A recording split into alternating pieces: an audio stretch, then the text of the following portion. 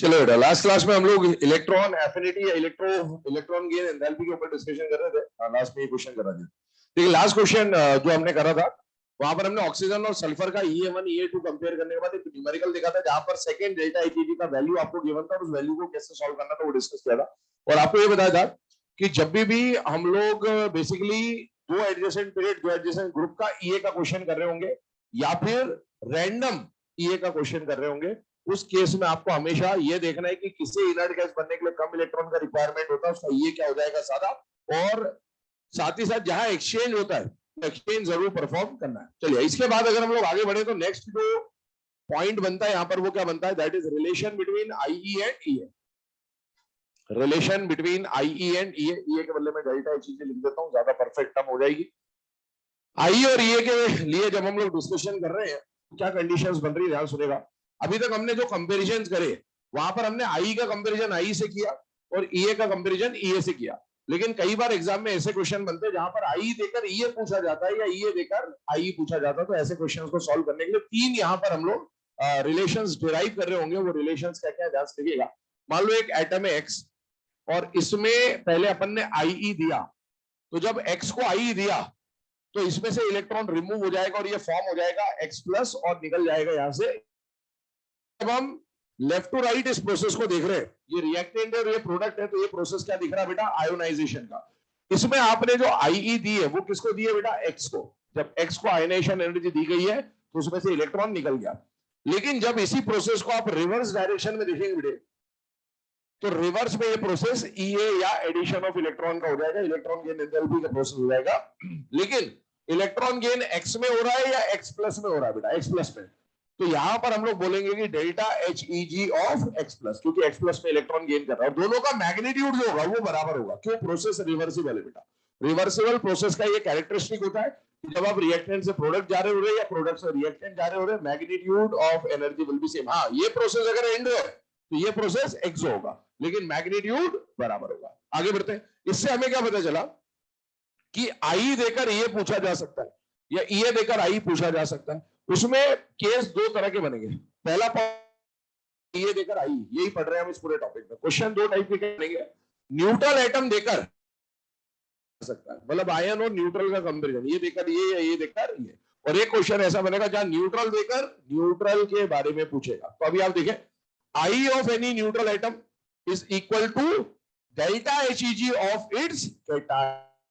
यहां पर निकल के आता। सेकंड हम लोग क्या कर रहे हैं, यहां पर पहले हमने IE कराया, अभी हम पहले EA का प्रोसेस करा देते हैं। यहां पर आप पहले न्यूट्रल एटम में इलेक्ट्रॉन ऐड कर रहे हैं बेटा, तो उससे क्या बोला जाएगा, डेल्टा Heg। पर ये डेल्टा Heg किसके लिए, X के लिए या X माइनस के लिए, X के लिए। तो आप बोलेंगे यहां पर डेल्टा Heg ऑफ X। और अगर इसी को हम रिवर्स डायरेक्शन में देखें तो ये बन जाएगा I बन जाएगा X माइनस, क्योंकि X माइनस से इलेक्ट्रॉन निकलने के बाद X का फॉर्मेशन हुआ है। तो इसे हम लोग बोल देंगे IE ऑफ X माइनस। और इन दोनों का एनर्जी का जो मैग्नीट्यूड होगा वो आपस में क्या होगा बेटा, बराबर। तो यहां से रिलेशन क्या बना, अगेन डेल्टा Heg देकर IE देकर डेल्टा Heg पूछेगा। और न्यूट्रल का कंपेरिजन किससे हो रहा है, आयन से। से हो रहा है आयन से। अब तीसरा केस बनता है जहां IE और डेल्टा Heg का क्वेश्चन आएगा, लेकिन न्यूट्रल का कंपेरिजन न्यूट्रल से होगा। यहां से देखिएगा, अगर मैंने X और X माइनस दिया आपको और इसमें मैं आपसे पूछता हूं कि इन दोनों में से Z इफेक्टिव किसका ज्यादा होगा, तो इतना समझ में आ जाना चाहिए कि X का Z इफेक्टिव ज्यादा होगा, क्योंकि सेम एलिमेंट के डिफरेंट स्पीशीज है ये। और अब इन्हीं का मैं IE निकाल दूं, इन्हीं का मैं IE निकाल दूं, तो बेटा दोनों में से IE भी X का ज्यादा होगा, क्योंकि जिसका Z इफेक्टिव ज्यादा है उसका IE भी ज्यादा होता है। हमें IE ऑफ X तो एज इट इज लेना है यहां पर, लेकिन एक बात समझे, ये रिलेशन मैंने ऐसे ही रखा, बट मुझे I ऑफ X माइनस जो है इसको सब्स्टिट्यूट करना है। क्या I ऑफ X माइनस के बदले में डेल्टा Heg ऑफ X लिख सकता हूं बेटे, यस। तो हमने यहां पर जो I ऑफ X माइनस है इसके बदले ये लिख देना है, तो हम यहां पर लिख देते हैं डेल्टा Heg ऑफ X, और इसका मॉड ले लिया हमने। इससे हमारे सामने एक रिलेशन आ गया कि I देकर EA या EA देकर IE पूछा जा सकता है, लेकिन इस बार कंपैरिजन न्यूट्रल का न्यूट्रल से हो रहा है। तो रिलेशन में मतलब इन तीनों में IE EA का ही कॉम्बिनेशन है, ऊपर वाले दोनों में न्यूट्रल और आयन का कॉम्बिनेशन है, न्यूट्रल आयन, और यहां पर न्यूट्रल का न्यूट्रल से कॉम्बिनेशन। जब न्यूट्रल का आयन से कंपैरिजन आप कर रहे हैं तो वैल्यू बराबर है बेटे, लेकिन जब न्यूट्रल का न्यूट्रल से कंपैरिजन कर रहे हैं वैल्यू डिफरेंट है बेटे। तो यहां से एक पॉइंट आपको समझना है, वो पॉइंट क्या है ध्यान सुनिएगा। किसी न्यूट्रल एटम का जब आप आई लेते हो तो उसका आईई उस न्यूट्रल एटम के ईए या डेल्टा आईपीजी से हमेशा ज्यादा ही होगा। ये सेम एलिमेंट के लिए तो आपको दिख रहा है, ये बात सेम एलिमेंट के लिए भी वैलिड है। सेम एलिमेंट के लिए तो हम मैथमेटिकली प्रूफ कर सकते थे, प्रूफ करके दिखा दिया। डिफरेंट एलिमेंट के लिए इसको मैथमेटिकली प्रूफ नहीं कर सकते, बट मैं आपको एक बात बता देता हूं जिससे आपको समझ में आ जाएगा। पूरे पीरियोडिक टेबल में जो 118 एलिमेंट्स हैं उनमें से सबसे कम आईई सीजियम का होता है, और इसका आईई सबसे कम है। पूरे पीरियोडिक टेबल में सबसे कम आईई इसका है, ठीक है, वो मान लो एक्स है। और पूरे पीरियोडिक टेबल में सबसे ज्यादा ईए या डेल्टा एचईजी क्लोरीन का है, इसका वैल्यू मान लो वाई है। सबसे ज्यादा ईए होने के बावजूद भी जो इसका मैग्नीट्यूड है वो सबसे कम आई से कम मिलता है। इसका मतलब है पूरे पीरियोडिक टेबल में जिसका सबसे कम आई है उसका वैल्यू भी सबसे ज्यादा ईए वाले से ज्यादा है, तो इससे ज्यादा वाले आई वालों का तो आई ज्यादा हो गई। तो ये बात वैलिड है अगर दोनों एटम न्यूट्रल है। न्यूट्रल एटम के लिए बात कर रहा हूं मैं। न्यूट्रल एटम में हमेशा आई ज्यादा होगा, चाहे एलिमेंट सेम ही क्यों ना हो, चाहे एलिमेंट डिफरेंट ही क्यों ना हो। सारे न्यूट्रल एटम्स का आई सारे न्यूट्रल एटम के ईए से हमेशा ज्यादा ही होगा। वो नोट में लिखा हुआ, पहले आप इसको नोट करें, आगे बढ़ते हैं।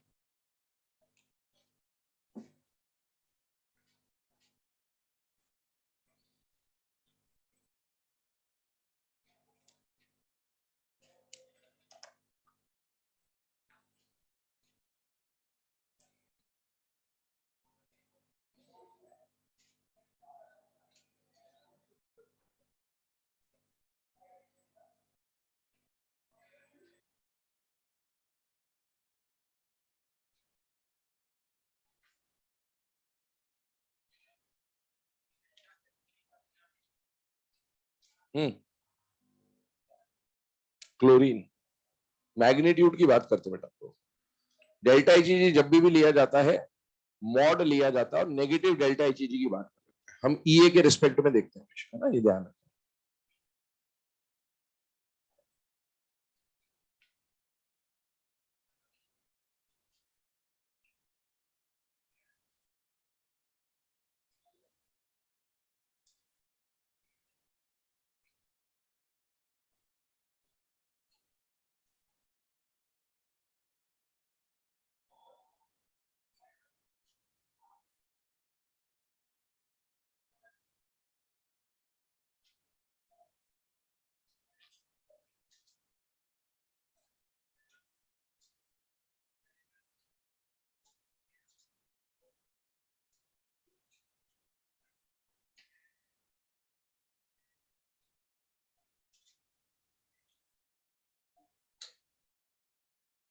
तो अगर आप वो 116 सोच के कर रहे हो तो क्लोरीन का जो डेल्टा एचईजी होता है वो -348 के आसपास कुछ होता है।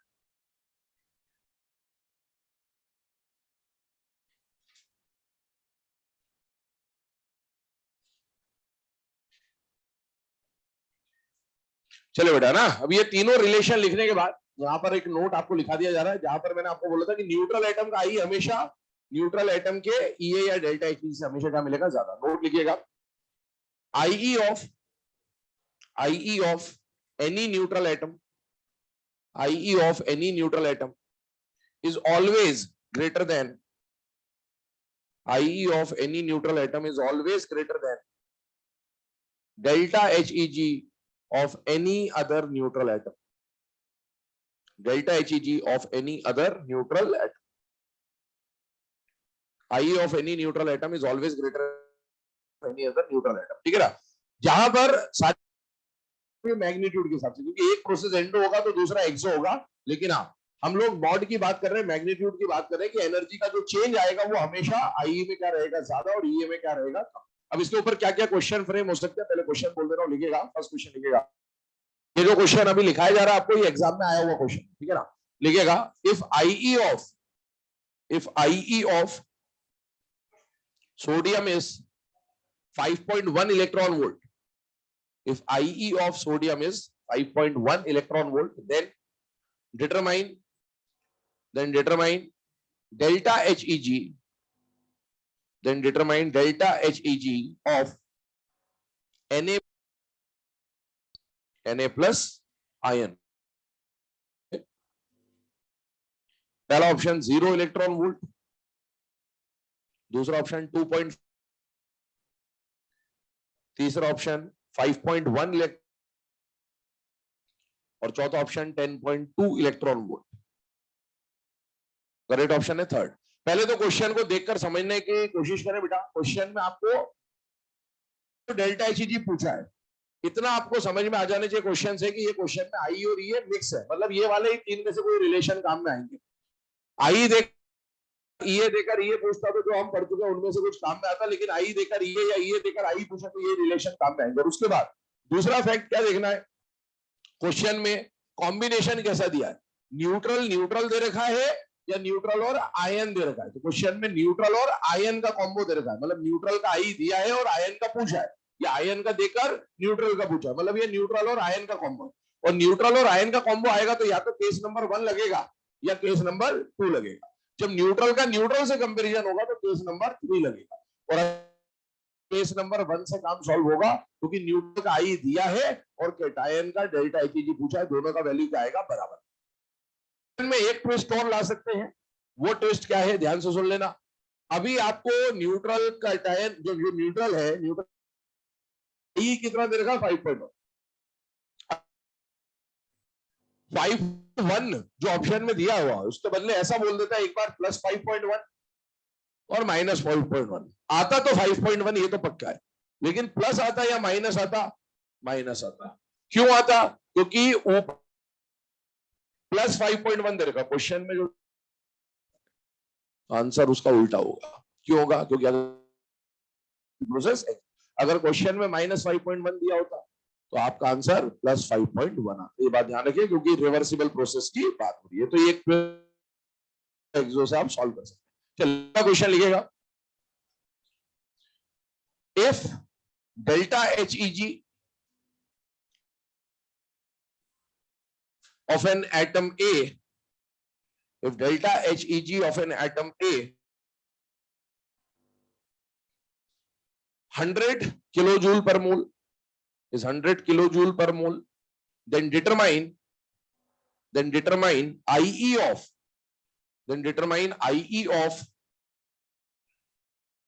atom B, IE of atom B। अब इस क्वेश्चन को फिर से थोड़ा सा देखें ध्यान से, तो यहां पर डेल्टा एचईजी दिया है और आई पूछा है, मतलब ये फिर से रिलेशन बिटवीन आई एंड ई का क्वेश्चन है बेटा। और इस बार क्वेश्चन में न्यूट्रल आयन दिया है या न्यूट्रल दिया है, न्यूट्रल दिया है, और न्यूट्रल में ये वाला फैक्ट काम में आएगा। और हमें एक बात अभी मैंने आपको डिटेल में बोली भी कि किसी भी न्यूट्रल एटम का आईई किसी भी न्यूट्रल एटम के डेल्टा एचईजी से हमेशा ज्यादा होगा। तो अब ऑप्शंस में बोल दे रहा हूं, लिखेगा पहला ऑप्शन लिखे 10 यूनिट सबकी वही है किलो जूल पर मोल, पहला ऑप्शन है 10, दूसरा ऑप्शन है 50, तीसरा ऑप्शन है 100, चौथा ऑप्शन आंसर विल बी 200 है ना, जो भी वैल्यू होगी उसको टिक कर देंगे बस। इसके बाद अगले टाइप के क्वेश्चन पे चल रहे हैं। अगले टाइप का क्वेश्चन में आपको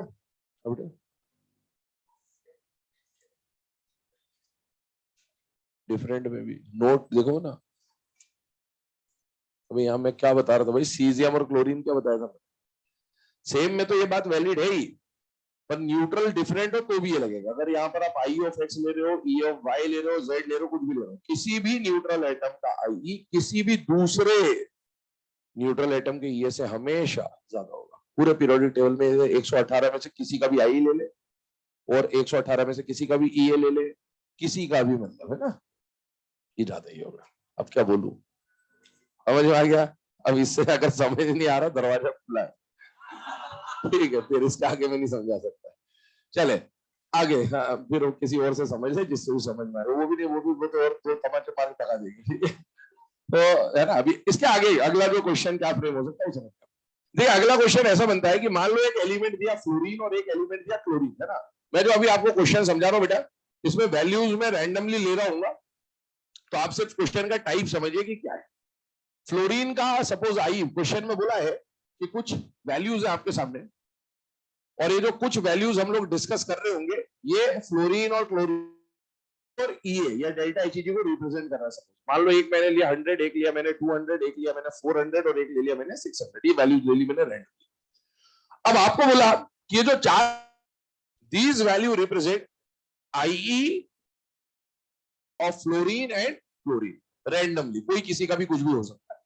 तो अब आपको पहचानना है कि इनमें से कौन सा वैल्यू किसको रिप्रेजेंट कर रहा है।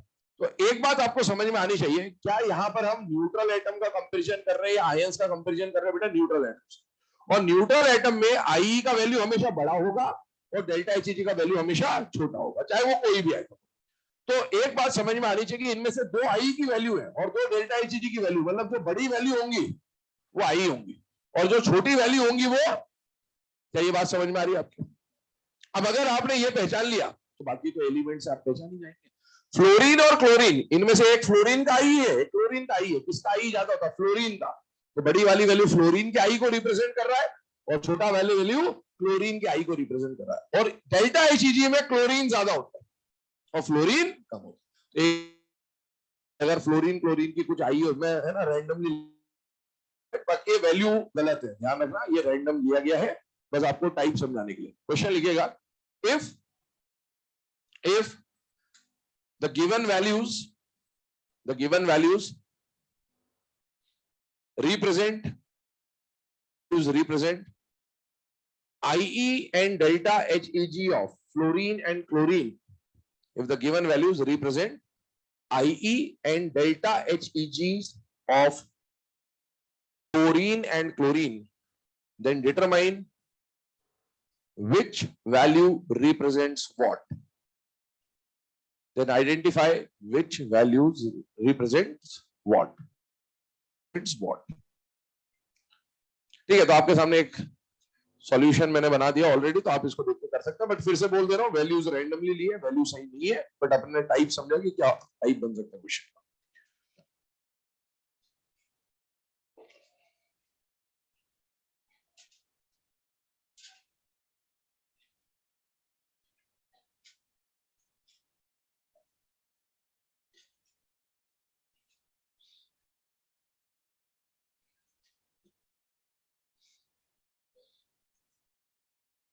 बंद कर ले बेटे।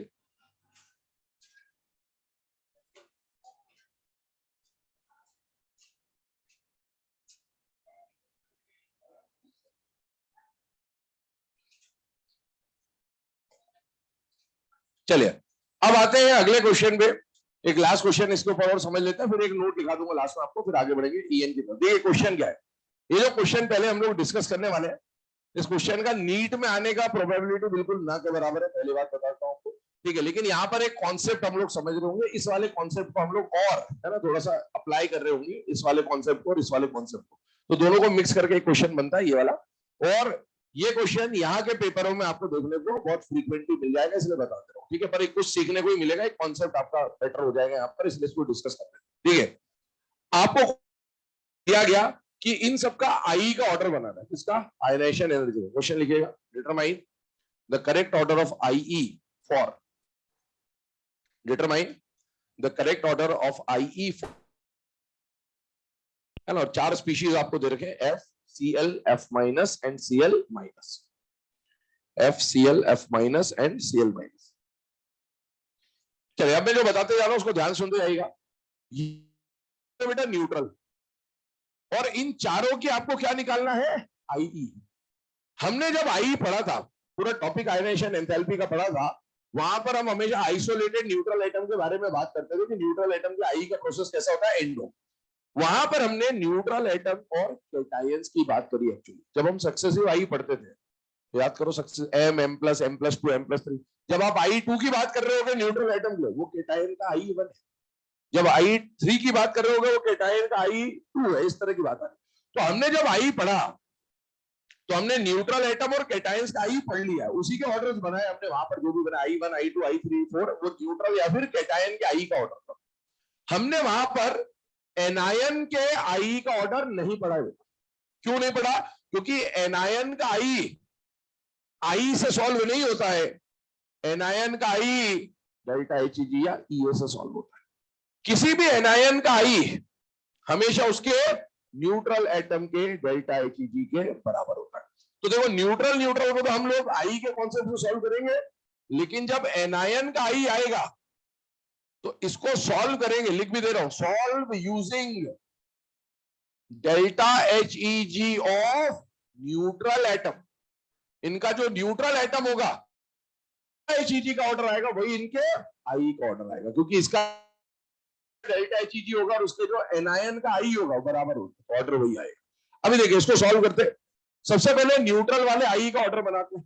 क्या इन दोनों के आई का ऑर्डर हम लोग पहले से जानते हैं बेटा? यस, Cl और F में से F का आई क्या होता है? ज्यादा। ये तो खत्म हो गया कुछ।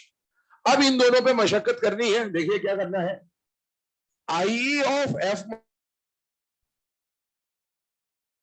माइनस मुझे चाहिए और मुझे IE ऑफ Cl माइनस भी चाहिए। मुझे इनके आई के बारे में ना तो मैंने वहां पढ़ा ना यहाँ पढ़ा, मुझे इसका आई नहीं पता, पर मुझे क्या डेल्टा HEG पता है। तो यस, तो आई ऑफ F माइनस को मैं लिख सकता हूं डेल्टा HEG ऑफ F, और आई ऑफ Cl माइनस को मैं लिख सकता हूं delta HEG of Cl, mod, क्योंकि इनका बराबर ही होगा। अब मुझे इन दोनों के आई का ऑर्डर बनाना है, मुझे ये नहीं पता, पर क्या मुझे ये पता है? यस, और ये बना लू, इसका ऑर्डर बात एक ही बनाता हूं। क्या डेल्टा HEG ऑफ F और डेल्टा HEG ऑफ Cl में से Cl का डेल्टा HEG ज्यादा होता है या नहीं होता? बेटा होता है। ये बना लिया मैंने डेल्टा HEG का ऑर्डर। मतलब मैंने क्या करा, मैंने सीधे से बोल दिया कि ये ज्यादा है, और क्योंकि ये और ये बराबर है तो ये भी ज्यादा ही होगा। तो इसी में इसके बदले हम ये वैल्यू रख देते हैं, तो बन जाएगा IE ऑफ F माइनस, और इसके बदले मैं ये वाली वैल्यू लिख देता हूं, तो यहां पर रख दूंगा IE ऑफ Cl माइनस, और इसको जब हम सॉल्व करेंगे तो ऊपर वाले रिलेशन से हमें ये ऑर्डर मिल जाएगा। अब देखो, क्या हमने इन दोनों के आई का ऑर्डर बना लिया? तो यस, इन दोनों के आई के ऑर्डर में क्या बना? Cl माइनस आगे और F माइनस पीछे। क्यों? अब इतनी मेहनत आपको एग्जाम में नहीं करनी, आपको तो सीधे यहां पर समझ में आना चाहिए कि जब मोनो नेगेटिव एनायन का आई आपको बनाना है तो delta HEG of neutral atom solve करो। किसका डेल्टा HEG ज्यादा होता है? Cl का, बस उसको आगे रख दो, उसको पीछे रख दो, ऑर्डर। अब अगला पॉइंट क्या आता है, इन दोनों को कंबाइन भी करना है। कंबाइन भी करना है। कंबाइन कैसे करना है, ध्यान सुनो। कंबाइन करते वक्त जो कॉन्सेप्ट काम में आएगा बेटा, वो ये वाला कॉन्सेप्ट है। क्यों है ये कॉन्सेप्ट? न्यूट्रल एटम का आई और न्यूट्रल एटम का EA हमेशा ज्यादा कौन होगा? न्यूट्रल एटम का। सर इसको तो न्यूट्रल और केटाइन दिखना, तो मैं आई और आई को थोड़ी कंपेयर करूं, मैं तो आई और डेल्टा HEG को कंपेयर करूंगा। क्या ये न्यूट्रल एटम के डेल्टा HEG है या नहीं है? और क्या ये न्यूट्रल एटम के आई है या नहीं बेटा? है। ये लिखूं या ये लिखूं, बात एक ही है बेटा। मैं इसको नहीं दिखा रहा हूं, मैं इसको बता रहा हूं कि डेल्टा HEG से इन दोनों का आई ज्यादा होगा या नहीं होगा? होगा। रखोगे और इनको पीछे रखोगे तो ट्रेंड क्या बनता है? देखिए, सबसे आगे जाएगा F, फिर जाएगा Cl, क्योंकि आई को रिप्रेजेंट कर रहे थे, और इनके पीछे न्यूट्रल का डेल्टा HEG या फिर एनायन का IE जाएगा, और उसमें आगे कौन है बेटा? Cl माइनस, और पीछे कौन है बेटा? F minus. ये ऑर्डर बन जाता है, पर इसमें मेहनत काफी सारी है, लेकिन हाँ, कॉन्सेप्ट आपको स्ट्रेंथनिंग होती है यहाँ पर। और इसके लिए हम लोग यहाँ पर सीधे से एक बात बता देता हूँ, आपको कुछ भी नहीं करना है। एग्जाम में क्वेश्चन आए तो F लिखा, Cl लिखा, छोड़ देना बेटा, अगले साल कर लेना। तो F लिखा, Cl लिखा, F के सामने एनायन आ गया F माइनस, Cl के सामने एनायन आ गया Cl माइनस, कुछ नहीं करना, ये ऑर्डर ऐसे घुमा देना बस। ये मिनिमम रहेगा और ये मैक्सिमम रहेगा। सबसे मिनिमम कौन आएगा? F माइनस, उससे आगे कौन आ जाएगा? Cl माइनस, फिर कौन आ जाएगा? Cl, फिर आ जाएगा F। सपोज आपको एक क्वेश्चन दिया गया इसी तरह से, oxygen sulphur O minus S minus, order किसका बोला? आई का बोला, तो आप इसको ऐसे घुमा दें बस, ये मिनिमम हो जाएगा और ये मैक्सिमम हो जाएगा। इसका मतलब ऑर्डर क्या बन जाएगा? O माइनस से ज्यादा S माइनस से ज्यादा S से ज्यादा, ये ऑर्डर बन जाएगा। ये बना ले, फटाफट आगे बढ़ते हैं। एक नोट लिखाता हूं, फिर EN पे चलते हैं।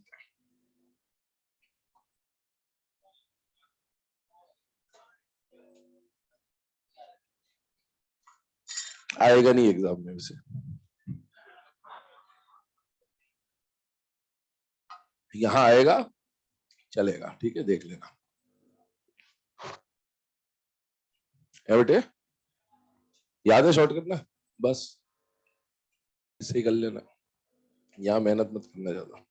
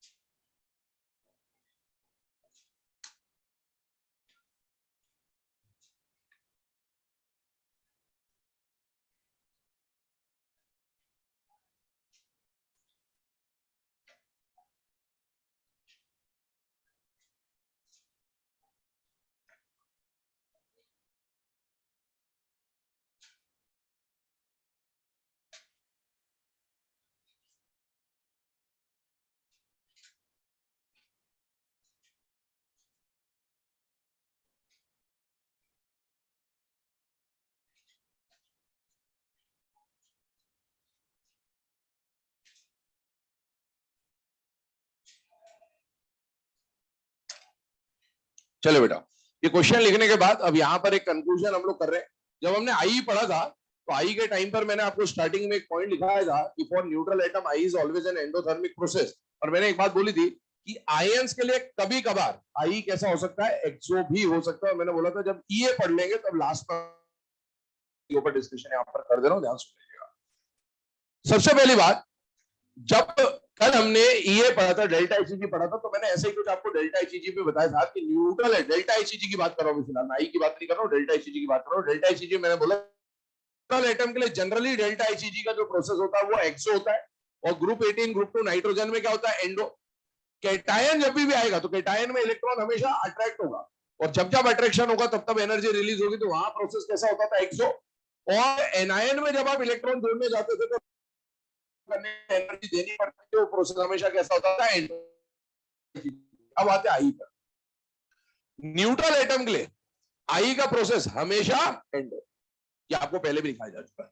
केटायन के एंडो, जब ये एंडो है तो इसका तो जेड इफेक्टिव और बढ़ चुका है, सक्सेसिव आई के हिसाब से सोचिए तो ये तो और ज्यादा एंडो होगा। एनायन के केस में जनरली एंडो, समटाइम्स एक्सो। कब एंडो होगा कब एक्सो होगा समझिएगा, ये वाला रिलेशन। जब आप एनायन का आईई देख रहे हो तो आपको एक्चुअल में एनायन का आईई नहीं देखना है, आपको न्यूट्रल एटम का डेल्टा एच देखना है। और न्यूट्रल एटम का delta H E G, first electron gain enthalpy, generally exo हुआ करता है, जनरली एक्सो हुआ करता है। और अगर वो जनरली एक्सो है तो reverse process generally endo.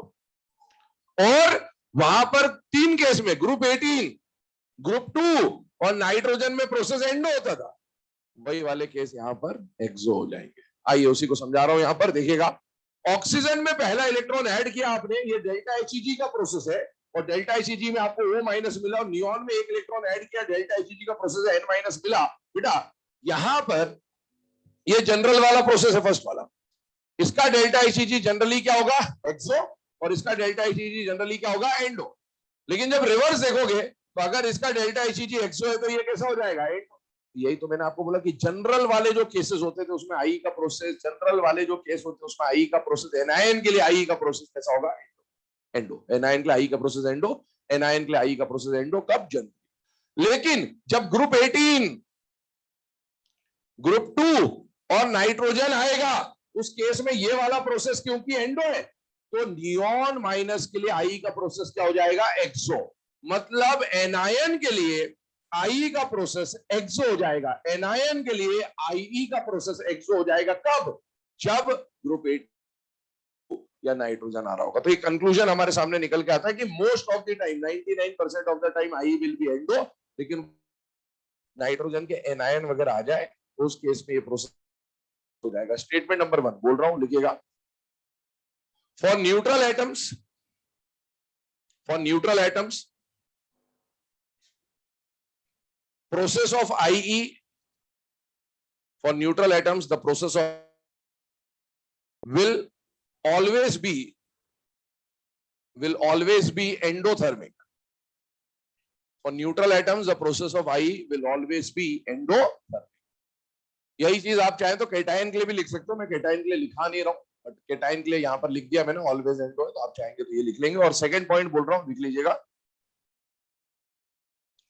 For anions, for anions the process of IE, for anions the process of IE may be endo, may be endo, so may be endo और exo। ठीक है, ये रिलेशन आपके सामने लिखा है, इसको छाप लो फटाफट, आगे बढ़ते हैं अगले टॉपिक पे, इलेक्ट्रोनेगेटिविटी।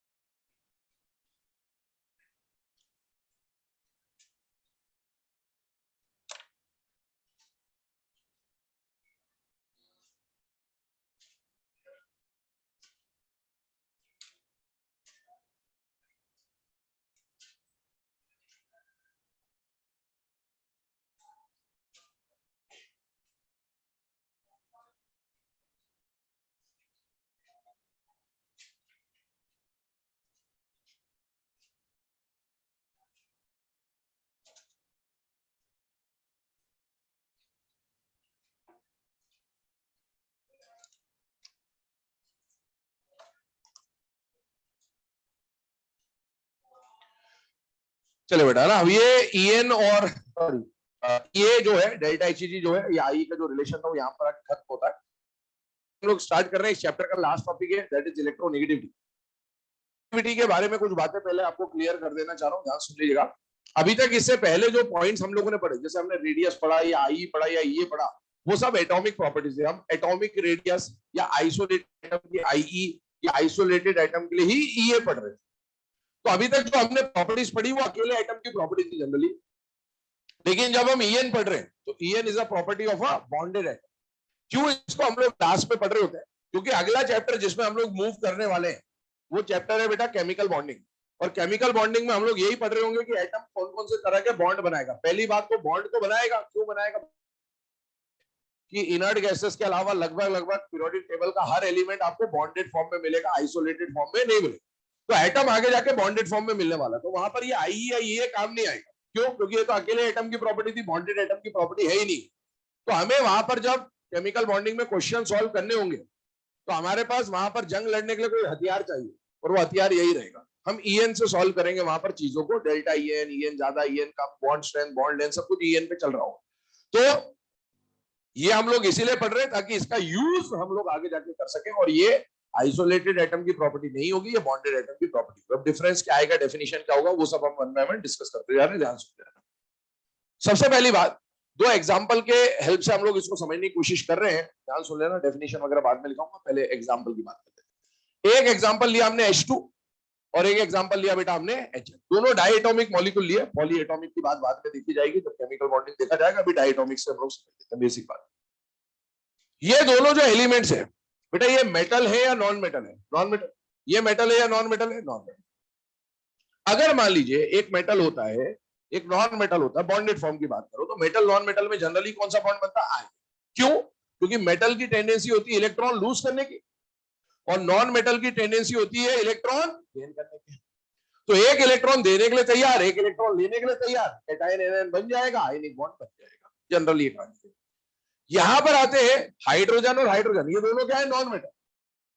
इसकी प्रॉपर्टी क्या है? नॉन मेटल की प्रॉपर्टी क्या है? इलेक्ट्रॉन देने की है या लेने की है? लेने की है। नॉन मेटल की property is to accept electron. ये भी इलेक्ट्रॉन लेना चाहता है क्योंकि नॉन मेटल है, और ये भी इलेक्ट्रॉन लेना चाहता है, ये भी इलेक्ट्रॉन लेना चाहता है, और ये भी इलेक्ट्रॉन लेना चाहता है क्योंकि नॉन मेटल। नॉन मेटल की प्रॉपर्टी इलेक्ट्रॉन लेने की। अभी जब तक कोई इलेक्ट्रॉन देगा नहीं तो लेगा किस? कहानी तो यही है। तो यहां पर जब हाइड्रोजन और हाइड्रोजन आया तो ये इंतजार करते हुए बैठे काफी देर तक, तो कोई आएगा, इलेक्ट्रॉन देगा, मैं इलेक्ट्रॉन लेगा, ये वाली कहानी चल रही है। यहां पर भी वही कहानी, कोई आएगा, इलेक्ट्रॉन देगा, मैं इलेक्ट्रॉन लेगा, उसके बाद मेरा ऑक्टेट डुप्लेट कंप्लीट हो जाएगा और अपन चेन की नींद सो जाएगा, है ना? ऐसी वाली कहानी। पर इंतजार करते रहे करते रहे करते रहे, सुबह से शाम, महीना 2 महीना 4 महीना 2-4 साल निकल गए, कब तक इंतजार करे भाई? तो इन्होंने ठाना कि चलो आपस में बॉन्ड बनाए, इन्होंने भी ठाना चलो आपस में बॉन्ड बनाए। क्यों? देने के लिए कोई तैयार नहीं, लेगा कैसे? अबे जब एटम देगा ही नहीं तो लेगा कैसे? अब इनमें तो दोनों ही नॉन मेटल है, इलेक्ट्रॉन देने की टेंडेंसी है ही नहीं, लेने की टेंडेंसी। अब ना तो ये देना चाह रहा है, नहीं देना चाह रहा, बोले भाई एक काम करो, क्या करे? इलेक्ट्रॉन शेयर कर लो। शेयर कर लो मतलब म्यूचुअल शेयरिंग कर लो, बीच में रख दो इलेक्ट्रॉन, तेरा भी ड्यूप्लेट कंप्लीट, मेरा भी ड्यूप्लेट कंप्लीट। ये बोले इधर भाई बीच में रख रहा हूं मैं एक इलेक्ट्रॉन, एक तू भी रखते, तेरा ऑक्टेट कंप्लीट हो जाएगा, मेरा ड्यूप्लेट कंप्लीट हो जाएगा। ये बनाइए। अभी यहां पर ये जो इलेक्ट्रॉन है ये कंप्लीट ट्रांसफर नहीं हुआ, और शेयरिंग ऑफ इलेक्ट्रॉन से बनने वाला बॉन्ड कौन सा बनता है? सिंगल कोवेलेंट बॉन्ड की कहानी अपन ने देख ली। ऐसा जब ये बॉन्ड बन रहा था, ध्यान सुन लो, जब ये बॉन्ड बन रहा था तो दोनों के बीच में एक एग्रीमेंट हुआ। क्या एग्रीमेंट हुआ? कि इलेक्ट्रॉन को ठीक बीचों बीच रखा जाएगा। कहां रखा जाएगा? बीचों बीच। क्यों? क्योंकि भाई दिया मैंने भी एक इलेक्ट्रॉन है, तूने भी एक दिया, तो इलेक्ट्रॉन कहां रखेंगे? बीच में रखेंगे, ज्यादा तेरी बाउंड्री में नहीं, ज्यादा मेरी बाउंड्री में नहीं, बीच में रखेंगे, सेंटर में बिल्कुल, ताकि बराबर ऑक्यूपेंसी रहे। अब जैसे ही एग्रीमेंट हुआ, एग्रीमेंट होते ही नियत में खोट आ गई। क्यों? क्योंकि इलेक्ट्रॉन तो बीच में रखा गए। अब दोनों क्या सोचते कि दोनों इलेक्ट्रॉन लेके मैं भाग जाऊं, वो सोचता है दोनों इलेक्ट्रॉन लेके मैं भाग जाऊं। क्यों? इलेक्ट्रॉन लेके भागेगा, अपना ऑक्टेट पूरा, इसका हो नहीं ऑक्टेट का मतलब, अपना तो अपना ऑक्टेट पूरा खत्म था। वैसे दोनों के नियत में खोट आ गई, दोनों ने इलेक्ट्रॉन। अब जैसे ही ऐसा हुआ, दोनों ने, इसने बोला मैं इलेक्ट्रॉन लेके भागता हूं, इसने बोला मैं इलेक्ट्रॉन लेके भागता हूं, वो भी वही कर रहा है। दोनों आमने सामने आके बोले इलेक्ट्रॉन लेके भागेगा। अच्छा, वो बोले अच्छा तू इलेक्ट्रॉन लेके भागा, चला इधर मैदान में। तो अब दोनों में लड़ाई झगड़ा चालू हो गया। और जब लड़ाई चालू हो गया, इसका मतलब है जिसकी लाठी उसकी, मतलब जो पावरफुल होगा ऑब्वियसली वही जीतेगा। अब दोनों में से किसका पावर ज्यादा, ये बताने के काम में कौन आता बेटा, ईएन। अगर मैं फिलहाल में बात करूं किसका ईएन ज्यादा होगा किसका ईएन कम होगा, वो तो अभी हम देखेंगे, scales to measure electronegativity values बताएंगे पॉलिंग स्केल्स। लेकिन इतना आप लोग जानते ही है कि fluorine is the most electronegative element of the periodic table, तो फ्लोरीन का ईएन तो ज्यादा होगा। अब अगर इसका ईएन ज्यादा है तो क्या हुआ, इसने इलेक्ट्रॉन डेंसिटी को अपनी तरफ अट्रैक्ट कर लिया। लात घूसे जब चल रहे थे दोनों के बीच में, तो फ्लोरीन ने खूब मारा, इसको सुझा दिया मार मार, ठीक है। अब फ्लोरीन ने इलेक्ट्रॉन उठाए और इलेक्ट्रॉन लेके जाने लग गया। जब इलेक्ट्रॉन लेके जाने लग गया, उसने सोचा कि मैं तो जंग जीत गया, इलेक्ट्रॉन उठाता हूं निकल लेता हूं, पर ऐसा हुआ नहीं। जो वो फ्लोरीन जा रहा था उसे चलते नहीं बन रहा था। नीचे कौन था, हाइड्रोजन। हाइड्रोजन ने उसके पैर पकड़ रखे थे, बोला भाई नहीं, भाई इलेक्ट्रॉन मेरा भी है भाई, थोड़ा सा प्लीज, है ना, बीच बीच में एक आध बार इलेक्ट्रॉन के दर्शन करवा दे मेरे को। तो हाँ कोई नहीं, श्रीवल्ली करते रहते थे, ये तो बाद में, ये तो मैं बहुत सालों से कर रहा था। श्रीवल्ली बात की बात सुने मेरे, इधर ध्यान दो। हाइड्रोजन और फ्लोरीन की बात कर रहा हूं, ध्यान सुनिए। हाइड्रोजन और फ्लोरीन की जब बात कर रहा हूं तो ध्यान सुनिएगा, फ्लोरीन का इलेक्ट्रॉन डेंसिटी अपनी तरफ अट्रैक्ट करने का पावर ज्यादा है। तो क्या हुआ, फ्लोरीन ने इलेक्ट्रॉन डेंसिटी खींच लिया, लेकिन हाइड्रोजन ने जाने दिया। हाइड्रोजन उसका पैर पकड़ के, तो नहीं बॉन्ड नहीं जाने दूंगा भाई, इलेक्ट्रॉन मेरा था, तेरे पास ज्यादा रहेगा ठीक है, लेकिन उस पर थोड़ा सा अधिकार मेरा भी बनता है। तो हुआ क्या कि ये जो इलेक्ट्रॉन डेंसिटी बीच में होनी थी, इलेक्ट्रॉन डेंसिटी शिफ्ट हुई टुवर्ड्स फ्लोरीन। इससे इससे ये दिख रहा है कि फ्लोरीन के पास नेगेटिव चार्ज की डेंसिटी पहले के मुकाबले ज्यादा हो गई। लेकिन नेगेटिव चार्ज बढ़ा तो नेगेटिव आ गया, इसमें पॉजिटिव चार्ज कम हुआ, मतलब नेगेटिव चार्ज कम हुआ तो पॉजिटिव आ गया। क्यों पॉजिटिव चार्ज आ गया, इलेक्ट्रॉन डेंसिटी अगर बीच में होती तो थोड़ा सा नेगेटिव चार्ज यहां होता, लेकिन नेगेटिव चार्ज इससे दूर चला जा रहा है, मतलब इस पे जो इतनी नेगेटिव चार्ज होना था उससे कम हो गया, वो कम हो गया तो कौन सा चार्ज आ जाएगा, पॉजिटिव चार्ज आ जाएगा। लेकिन हम लोग यहां पर कंप्लीट प्लस और कंप्लीट माइनस नहीं लगा सकते। क्यों नहीं लगा सकते, क्योंकि इलेक्ट्रॉन, हाइड्रोजन उसके पैर में चिपका हुआ, जाने नहीं दे रहा है, बॉन्ड को छोड़ नहीं रहा है। इलेक्ट्रॉन अगर पूरी तरह से ट्रांसफर हो जाता तो कंप्लीट माइनस कंप्लीट प्लस आ जाता, लेकिन ट्रांसफरेंस कैसा हुआ है, पार्शियल। तो इसीलिए हम लोग क्या लगाएंगे, पार्शियल नेगेटिव और पार्शियल पॉजिटिव। अब इस तरह से बॉन्ड में अगर पार्शियल नेगेटिव और पार्शियल पॉजिटिव चार्ज आ गया तो इसको हम लोग क्या बोलते हैं कि बॉन्ड में क्या आ गई बेटा, पोलैरिटी। और ऐसे बॉन्ड को क्या बोला जाएगा, पोलर। पोलर बॉन्ड का जनरेशन हमेशा किसकी वजह से होगा, ईएन डिफरेंस की वजह से। ईएन अगर अलग अलग है, इसको चार्ज सेपरेशन भी बोल देते हैं। अब यहां पर देखिए, यहां पर भी वही बात हुई, दोनों ने इलेक्ट्रॉन बीच में रखा, एग्रीमेंट साइन किया, बीच में रखेंगे, फिर दोनों के नियत में खोट आई, दोनों इलेक्ट्रॉन लेके भागने लगे, खूब सारे। पहले तो जब लड़े तो इनके टी शर्ट फट गई, टी शर्ट फटी, तो यहाँ पर जो इसके टेटू था वही इसके भी टेटू था उधर। बोले भाई, है ना, दोनों जुड़वा थे, और दोनों जुड़वा थे तो दोनों का पावर भी क्या था, बराबर। तो इसका मतलब ये हुआ कि जब ये ईएन ऑफ हाइड्रोजन देखा और इधर भी ईएन ऑफ हाइड्रोजन देखा, तो दोनों का लाठी और भैंस सब कुछ बराबर। तो ना तो यहां पर डेल्टा प्लस डेवलप होगा, ना यहां पर डेल्टा माइनस डेवलप होगा। और अगर ऐसा डेवलप नहीं हुआ तो ऐसे बॉन्ड को क्या बोलते हैं बेटा, non polar bond.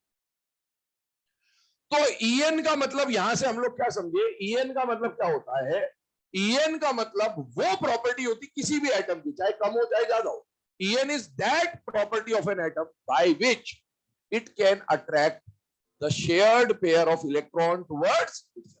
Shared pair of electron को अपनी तरफ खींचने का, चाहे ज्यादा पावर हो चाहे कम हो, वो पावर जिससे वो इलेक्ट्रॉन को अपनी तरफ खींच सकता है, उसको क्या बोला जाएगा बेटा, ईएन। ठीक है, पहले मैं डेफिनेशन आपको लिखा देता हूं और फिर हम लोग उसके स्केल्स ज्यादा होता है, डेफिनेशन लिखिएगा। The tendency of an atom, the tendency of an atom to attract, the tendency of an atom to attract the shared pair of electrons, the tendency of an atom to attract the shared pair of electrons towards itself,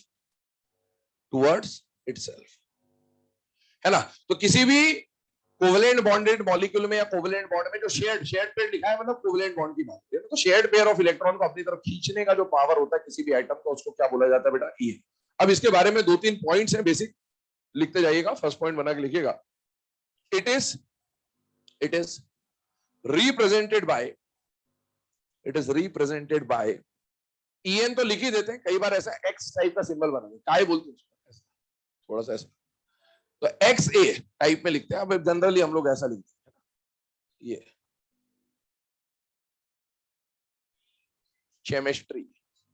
chemistry chelate chelate है ना, ध्यान रखिए। तो ये यहां पर हाँ काय बोला जाएगा इसको। अब बार बार वो डिजाइन नहीं बनाएंगे, तो हम लोग एक्स लिख देंगे, तो it is represented bye x, है ना। एक्स ए लिख दे, इसका मतलब है इलेक्ट्रोनेगेटिविटी ऑफ ए की बात कर रहा है। एक्स बी लिख दे, इसका मतलब इलेक्ट्रोनेगेटिविटी ऑफ बी की बात कर रहा है। अगला पॉइंट लिखेंगे, second point, it is a unitless quantity. It is a unitless quantity. It is a unitless quantity. और तीसरा पॉइंट लिखेंगे, it does not depend on electronic configuration. It does not depend on electronic configuration. It does not depend on electronic configuration. ये जो configuration वाला point है, इसका मतलब क्या है पहले वो समझ लीजिए। जब हम आईई या ईए पढ़ते थे, तो वहां पर left to right in a period हम लोग बोलते थे जेड इफेक्टिव बढ़ता है, आईई या ईए बढ़ता है, लेकिन वहां H2 P1 P3 P4 S1 P1 P2 P3 का एक्सचेंज होता था, क्योंकि वहां कॉन्फ़िगरेशन वाज अ फैक्टर। यहां पर कॉन्फ़िगरेशन का कोई रोल नहीं है।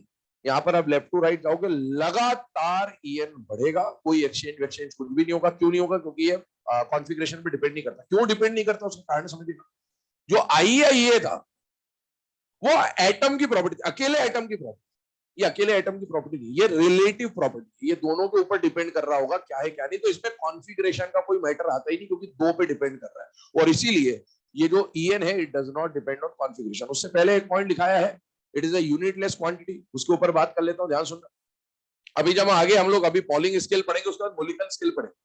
तो मोलिकन स्केल में आई और ईए पे डिपेंड करता है ईएन। तो जब आई और ईए आप लोगे तो यूनिट्स में लोगे, किलो जूल पर मोल, इलेक्ट्रॉन वोल्ट पर एटम, ऐसा यूनिट आएगा। लेकिन ईएन को यूनिटलेस माना जाएगा। क्यों माना जाएगा? ईएन जो है, ये एब्सोल्यूट टर्म नहीं है, ये रिलेटिव टर्म है। एब्सोल्यूट टर्म नहीं है और रिलेटिव टर्म है, इसका मतलब क्या हुआ? EN is just a tendency. It is a tendency. Tendency गुस्सा करने है, तो मुझे गुस्सा आता है। अब गुस्सा आता है तो गुस्सा ज्यादा आ सकता है, कम आ सकता है, किसी के बराबर आ सकता है। लेकिन गुस्से को मैं नाप नहीं सकता कि 4 किलो गुस्सा आता है कि 20 किलो गुस्सा आता है ना, नाप नहीं सकता। किसी को प्यार आता है तो कम आता है, बराबर आता है। मार्केट में 4 किलो प्यार दे दो, ऐसा नहीं होगा। तो आप एक बात समझे यहां पर कि इनको सिर्फ टेंडेंसी है, ये एक व्यवहार है, इसको सिर्फ समझा जा सकता है, फील किया जा सकता है। ये ज्यादा या कम में हो सकता है, लेकिन इसका कोई एब्सोल्यूट मेजरमेंट नहीं होगा कि इतने किलो होगा या इतने ग्राम होगा। तो इसीलिए ईएन भी उसी तरह की प्रॉपर्टी है कि कौन कितना ज्यादा या कितना कम इलेक्ट्रॉन को अट्रैक्ट कर रहा होगा, इसको आप मेजर नहीं कर सकते कि इतने किलो वोल्ट होगा या इतने किलो जूल होगा या इतने किलो कैलोरी होगा। It is a unitless quantity. अब आगे बढ़ते, अभी यहां पर आपको ये जो कहानी समझाई, इसको जिसको नोट करना होगा कर ले। आपको क्या बोला कि दोनों जो एटम्स है, उनमें से किसी का अट्रैक्ट करने का पावर ज्यादा होगा, किसी का कम होगा। तो किसका पावर ज्यादा होगा, किसका पावर कम होगा, उसको डिफाइन करने के लिए हमें पढ़ना होता है स्केल्स टू मेजर ईएन।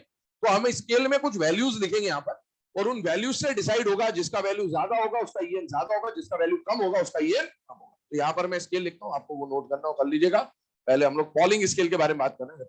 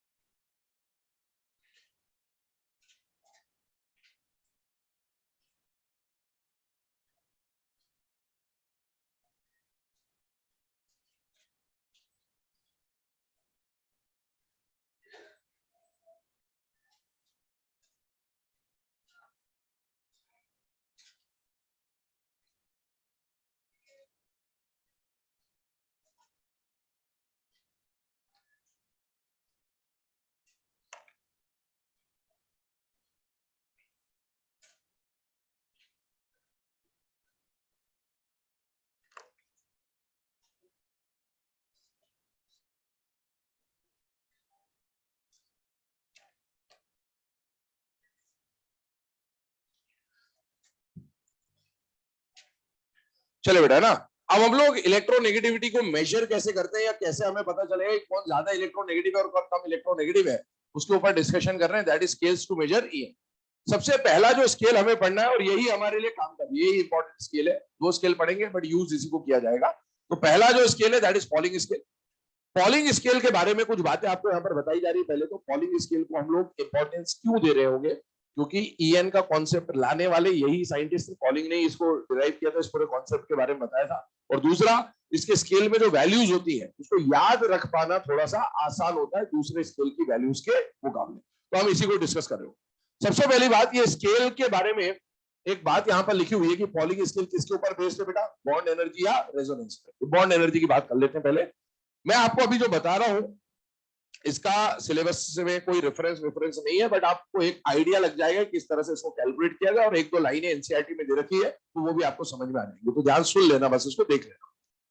अगर हम लोग बात कर रहे हैं बेटा इलेक्ट्रोनेगेटिविटी की, तो पॉलिंग ने एक फॉर्मूला बनाया जिसमें एटम ए और एटम बी का उन्होंने ईएन का डिफरेंस किया। ठीक है, मॉड लेके चल रहे हैं, और इसका फॉर्मूला कुछ ऐसा था 0.208 under root E A B, मतलब ये बॉन्ड एनर्जी ए बी की, minus E A into E B B upon 2, ये मीन एवरेज लेके इस तरह का एक फॉर्मूला उन्होंने डिराइव करके, और इससे ये सारी वैल्यूज निकाली। अब इसमें बॉन्ड एनर्जी की अगर मैं बात करूं तो सपोज मैं बात कर रहा हूं अबाउट द मॉलिक्यूल एचएफ, तो ये हमारा ए बी हो गया।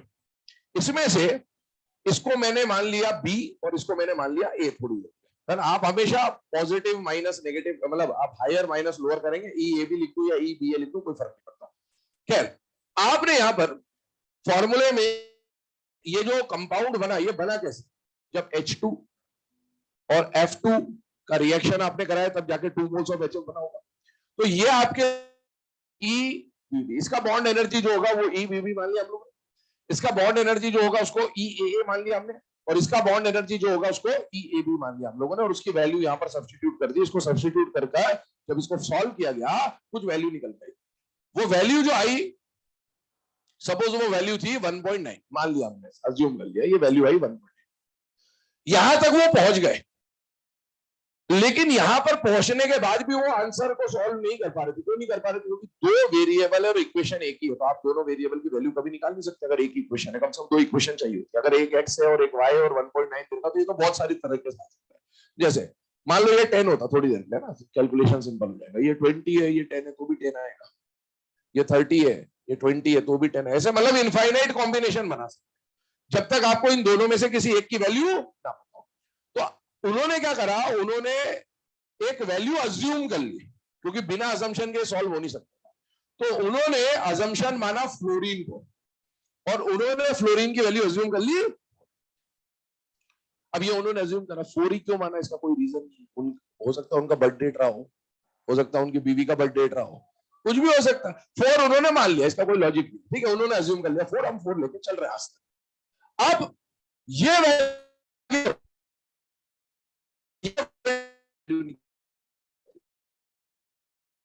हाइड्रोजन का वैल्यू यहां पर 2. इस तरह से उन्होंने डेरिवेशन स्टार्ट किया। अब दो वैल्यू उनके सामने आ गई, एक अज्यूम्ड वैल्यू थी और एक कैलकुलेटेड, और इसको लेके चल रहा हूं, ये निकाला था, तो अगर इसको कर देगा तो सब चीज हो जाएगा। तो अब दो वैल्यू उनके सामने आ गई, बॉन्ड एनर्जी की मदद से ऐसे उन्होंने कैलकुलेशन किया। अब क्या किया उन्होंने कि भाई फ्लोरीन का वैल्यू आ गया, हाइड्रोजन का वैल्यू आ गया 2.1, अब उन्होंने एक दूसरा कंपाउंड ले लिया, बना HH से बना, ClCl से बना HCl बन गया। इसकी बॉन्ड एनर्जी, इसकी बॉन्ड एनर्जी, इसकी बॉन्ड एनर्जी यहां पुट करी, ये आ गया। और H वैल्यू उन्हें पहले उनको